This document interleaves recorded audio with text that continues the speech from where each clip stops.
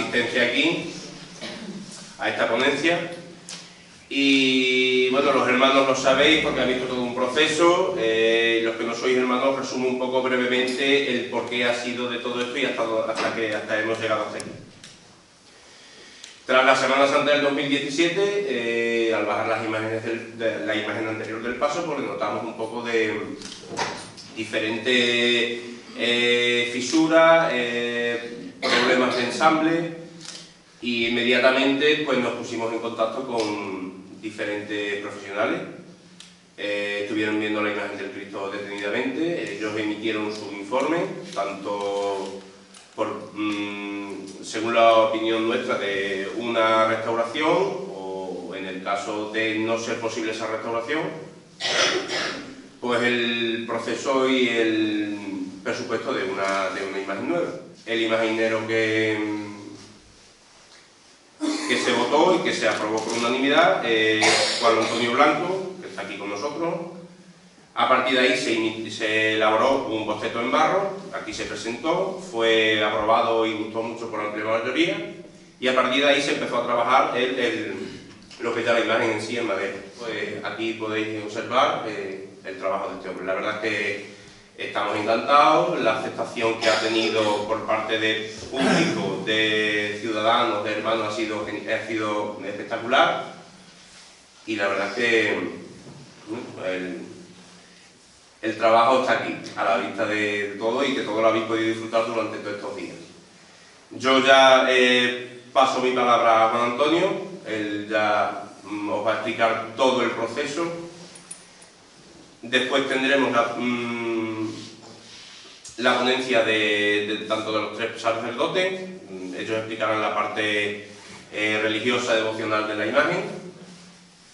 Y después tendremos, de que ellos terminen, pues tendremos un turno de preguntas, de dudas que tengáis, de curiosidades que le podéis preguntar a Juan Antonio. Así que sin más, dejo mi palabra al padre de la criatura y está con nosotros. Muchísimas gracias.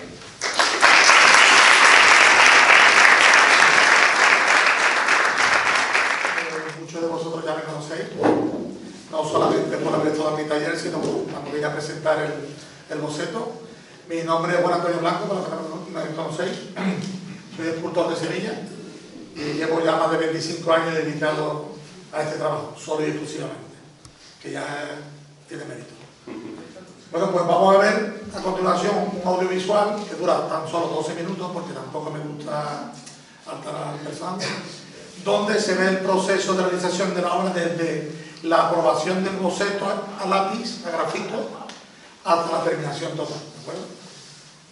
Después leeré un breve escrito de un folio solamente, donde expondré exactamente donde me he inspirado para hacer la obra así, y luego bajaré aquí de nuevo y explicaré desde abajo hacia arriba el porqué de cada cosa, porque nada está puesto por casualidad, ¿de acuerdo? Luego intervendrán los párrocos, como ha dicho Abel, y después ya pues me podéis preguntar y bombardear como queráis, ¿de acuerdo? Así que si queréis, vemos ahora mismo lo de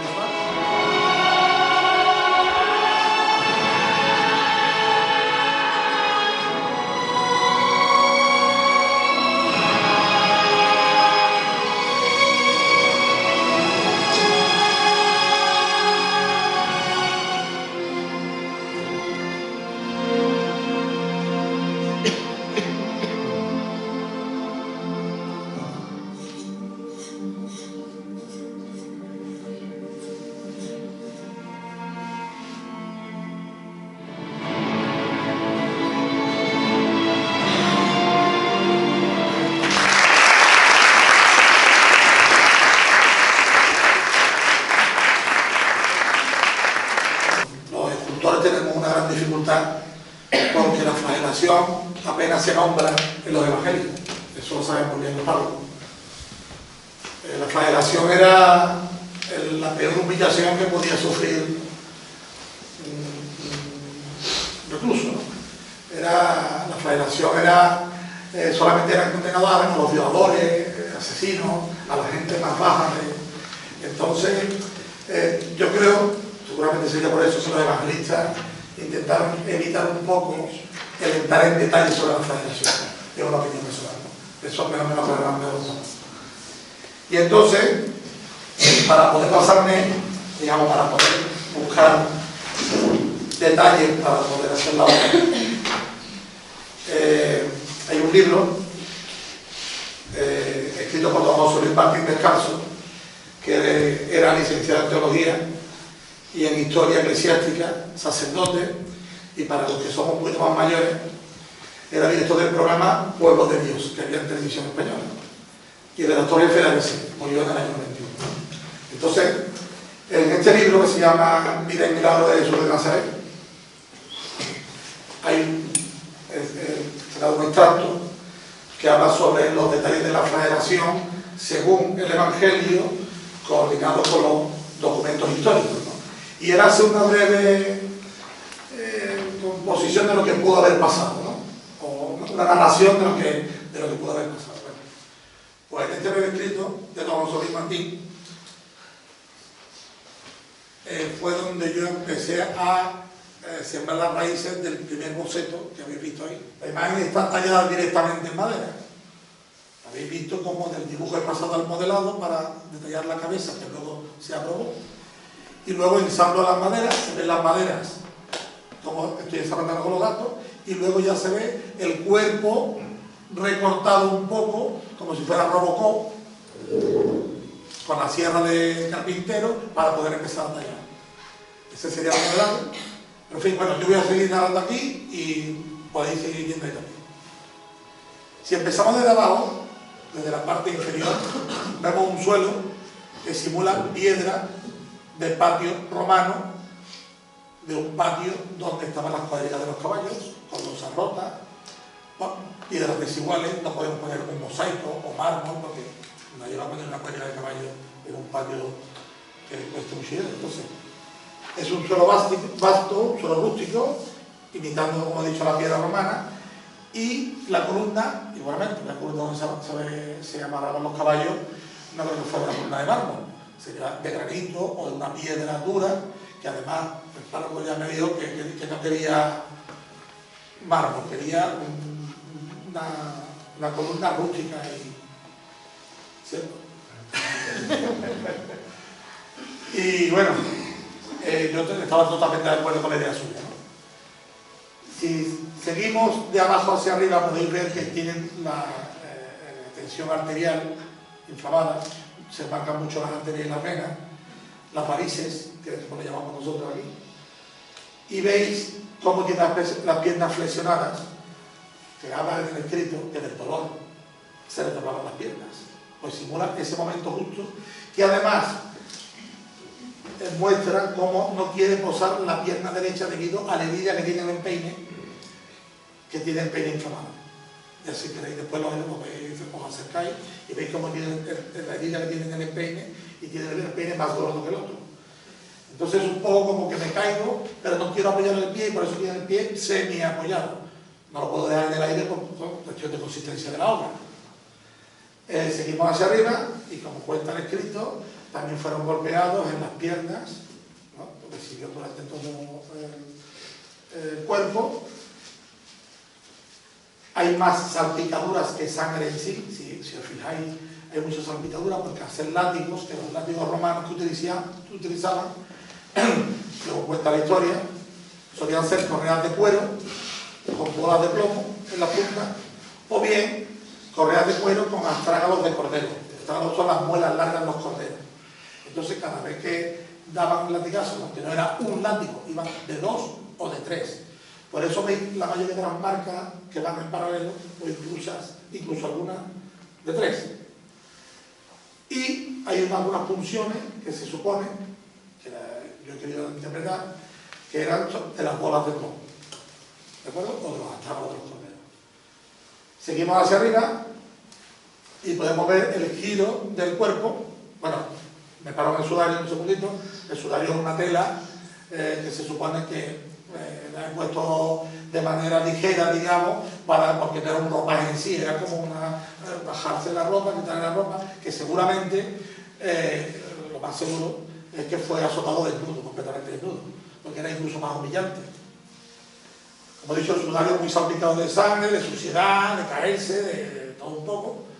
Seguimos hacia arriba, vemos la porción de la espalda exagerada como recurso para expresar más dolor de la sangre y de los latigazos, como he comentado antes, para en paralelo, o más de 3 en 3. No hay más de 40, porque según la tradición cuenta de que daban hasta 39 para no ser el número 40. Con Jesús no parece que siguieran esa norma y se explayaron más de la cuenta. Pero ya digo que todo eso es histórico, porque los evangelios no muestran ni el número de latigazos ni muestran detalles de la sangre. Seguimos hacia arriba. Podríamos haber puesto Jesús encadenado en la columna, pero el titular vuestro es amarrado a la columna. Entonces no lo habéis puesto muy fácil. Si es amarrado es con soga. También cuenta el escrito que he leído que Jesús, sus lágrimas le impedían ver cómo su sangre caía hasta el suelo. Si os fijáis luego en el detalle, veis que hay gotas de sangre en el suelo, gotas más frescas, gotas más secas, dependiendo del color. Porque sabéis de sobra que cuando la sangre brota tiene un color y cuando se seca es de otro. Las postillas tienen otro color. El azulado, el amoratado, todo eso también de las contusiones, de los golpes, de todo lo que recibió Jesús desde que lo apresaron en el huerto de los olivos, en ese maní, hasta llegar a la flagelación. Se quedó toda la noche en una celda que no sabemos, bueno, el proceso de Caifás, de Anás, de Herodes, pero no sabemos qué pasó en aquella celda. Golpes seguramente le darían. Además, los romanos le tenían especial odio a los judíos, sobre todo los soldados, porque se habían sometido allí a la fuerza desde Roma. Como he dicho antes, el llanto que le recorre los ojos no deja ver la sangre, ¿no? La boca entreabierta muestra los dientes superiores e inferiores y la lengua, expresando el ahogo del momento. Ningún hombre podría aguantar, o ninguna persona podría aguantar ese escarnio con la boca cerrada. Estaría reventado. Entonces, he querido mostrarlo de esa forma. El contraposto, que le llamamos, es la forma que tiene, si os fijáis, los brazos van para un lado, la cabeza van para otro, las piernas van para otro, para darle movimiento a la obra. Eso es cuestión técnica, ¿no? Todo esto, resumido, la flexión de las piernas, el tamaño y demás, está condicionado a la puerta de la iglesia. Porque si os fijáis, es tamaño natural, pero no llega a ser tamaño real, de un 80, entonces he tenido que hacer a una persona de unos 70 flexionada, para que el señor capataz, que estará por ahí, no tenga problema a la hora de salir de la iglesia. Esos son ya detalles técnicos de la obra, que bueno, que no vienen al caso, pero sí es un poco el recurso de tener las piernas flexionadas, me ha servido a mí para poder hacer una figura grande, no una figura pequeña. ¿De acuerdo? Y bueno, así que yo recuerde más, supongo que ustedes tendréis más dudas que yo y me las vais a preguntar después. Yo es que esto de la ponencia y de la conferencia lo veo muy frío, entonces prefiero yo mejor llamarlo tertulia entre amigos, ¿no? Y bueno, ahora voy a dar paso a los párrocos y después ya cuando yo acabe ir preparando la cuaderna y el lápiz y me escribí.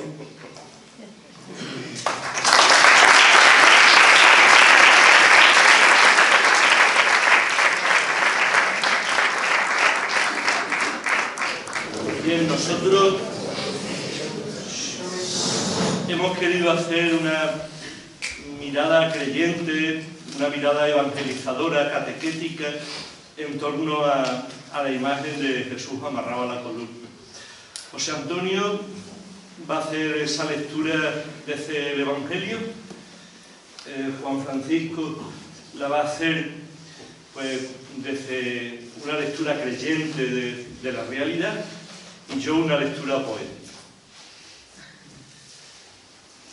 Empieza el Evangelio siempre. Antes hacía referencia al Evangelio de San Juan, en el que se nos decía que Pilato mandó a azotar a Jesús Y también en el Evangelio el mismo Pilato dice que tenía pensado soltarlo después de castigarlo. Y también se nos ha recordado que la flagelación era un castigo, y un castigo cruelísimo. Y los judíos lo limitaban a 40 latigazos menos uno, pero para los romanos no había límite. Y las carnes se abrían, el dolor era muy intenso y sangraba todo el cuerpo. Los flagelados solían perder el conocimiento y también podían morir en el castigo. La voluntad débil del poderoso, no sujeto a la justicia, va a golpear a Jesús como uno que no tiene derechos. Entre los romanos, la flagelación se imponía como castigo aislado o como preparación de la crucifixión. Pilato intentaba lo primero, muchos interpretaron lo segundo.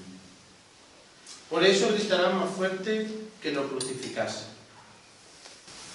El que sufría este suplicio era atado a una columna y 2 lictores le golpeaban con los flagelos. En ocasiones se turnaban hasta 6 lictores.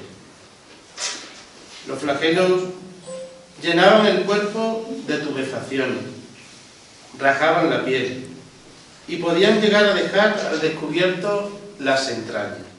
La ley judía prohibía dar más de 40 golpes. En esta ocasión nadie ha contado. El cuerpo debió quedar extendido en el suelo del pretorio.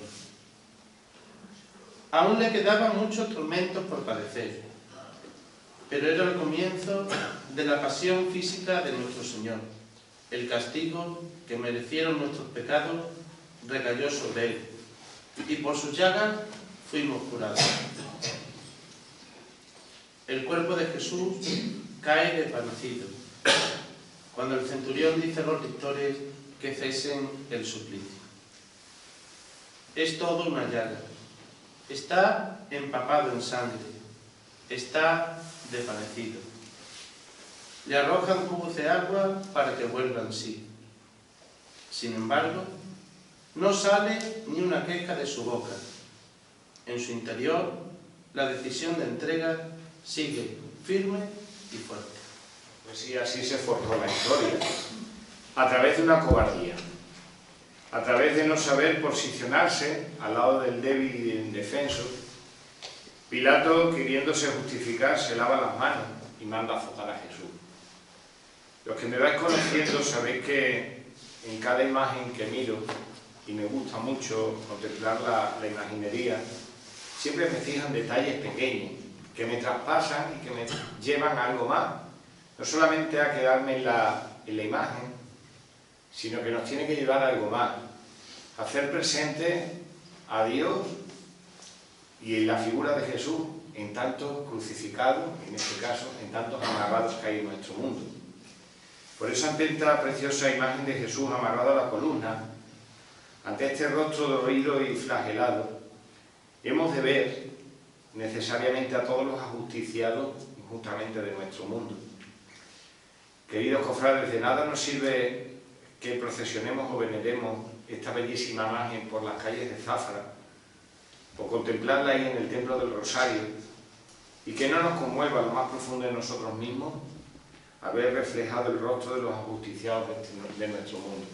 Y sobre todo, por un pequeño detalle, por esas lágrimas que aparecen en los ojos, que fue algo que nos llamó la atención a los 3 curas cuando estuvimos hablando.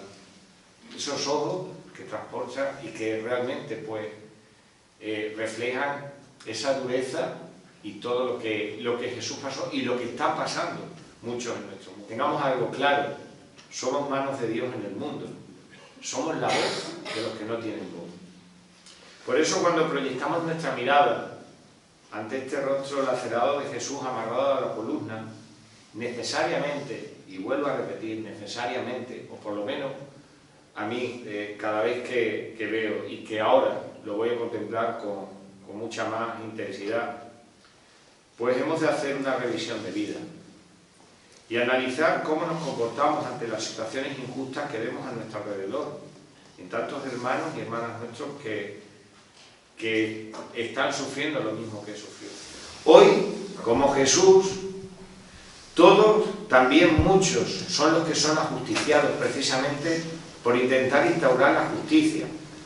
Profetas de todo tipo, sacerdotes y obispos, religiosos, religiosas, catequistas, campesinos y obreros, estudiantes y universitarios. Eso decía yo, sobrino, muy representativo de la teología de la liberación.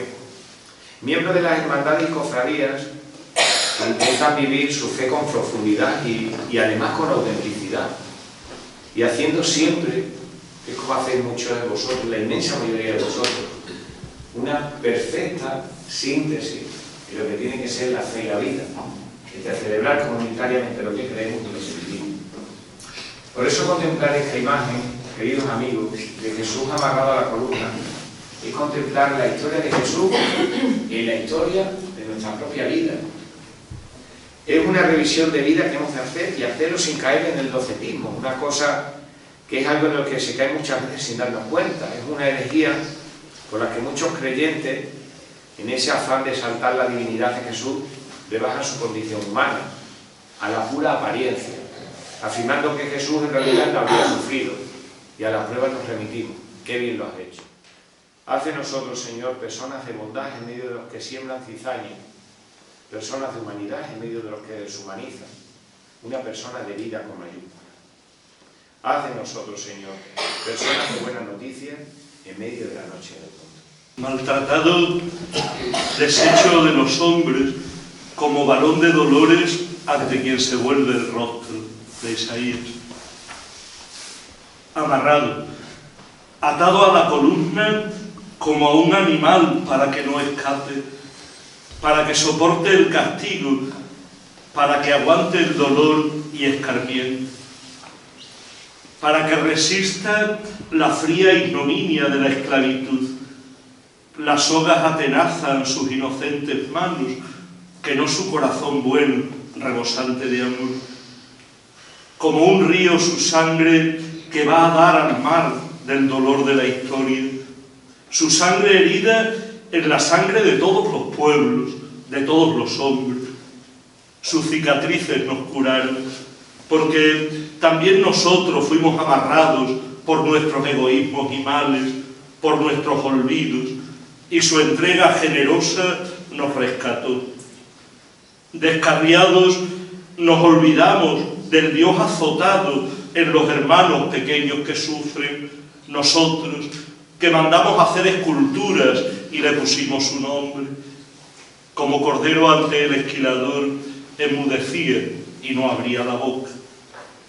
Acercaos a sus ojos, su mirada que en el dolor la luz le besa, contemplar sus lágrimas en las que el mundo puede limpiarse por dentro, sus lágrimas en nuestras lágrimas, caminos de compasión, contemplar sus heridas, la vida rota de Dios y de tantos hermanos, masacrados por el hambre, por la soledad, por la injusticia, de tantos hermanos amarrados en las columnas de la indiferencia, desfigurados, sin apenas nombre, sin apenas rostro, sin voz.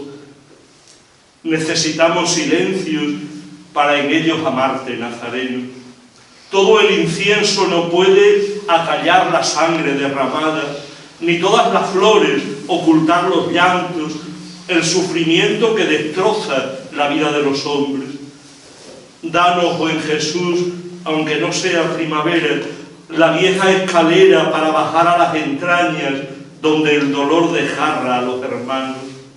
Danos, amarrado tu dolor, en el que tanto amor nos regalas. Danos tu cuerpo entregado.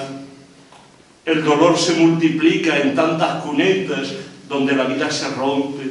Somos látigo y espalda enconada, verdugos y víctimas, que al contemplarte herido en nuestras heridas te encontremos. Ahí, amarrado a las columnas de la vida, amándonos hasta el extremo.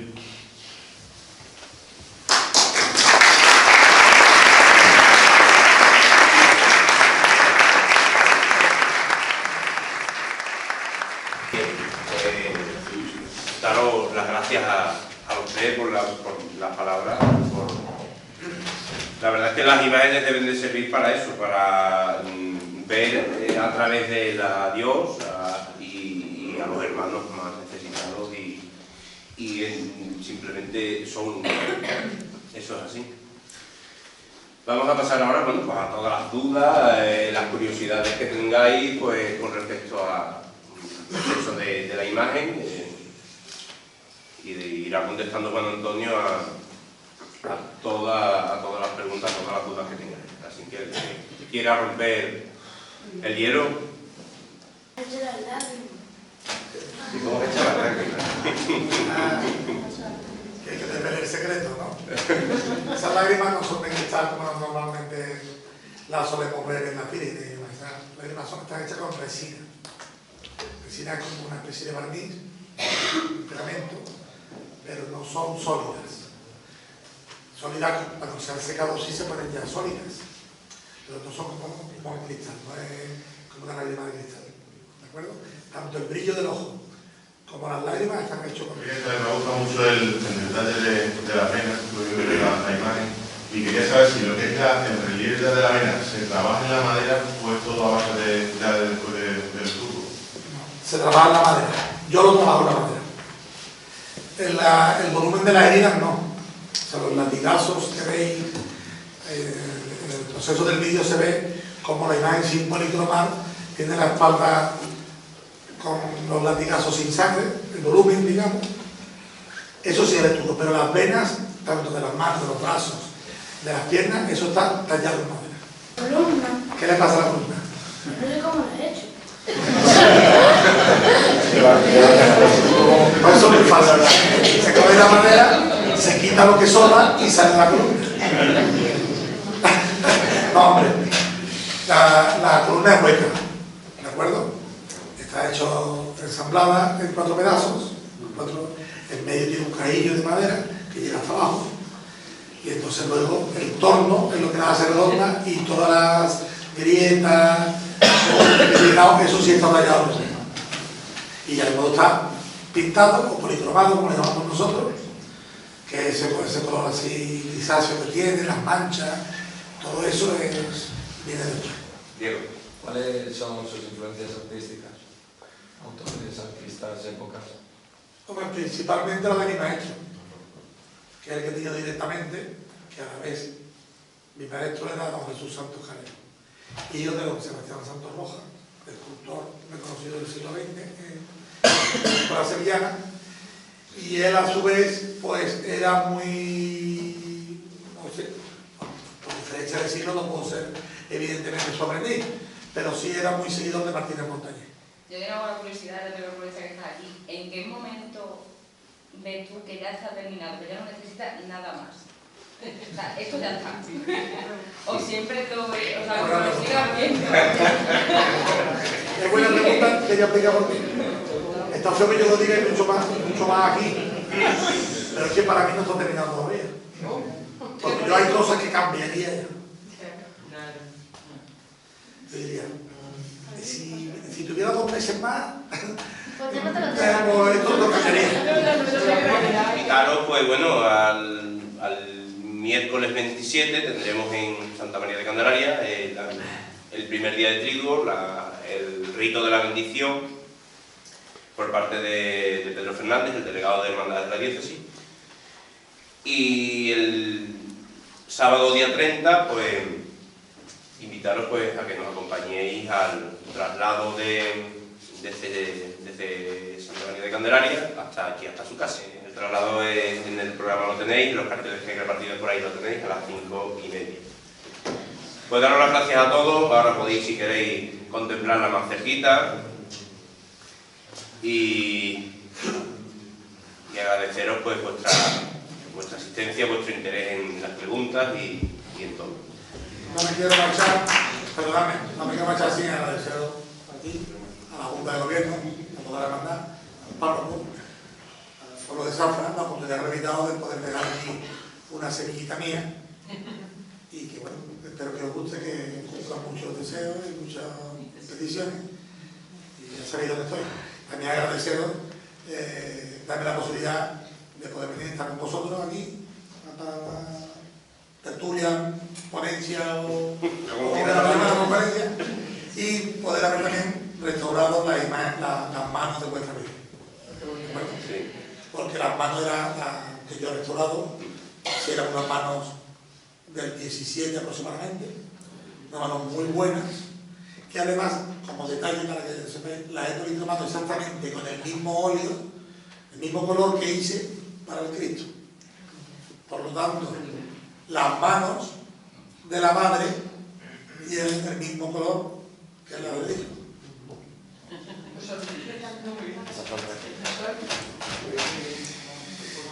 Pues bien, pues daros de nuevo las gracias por el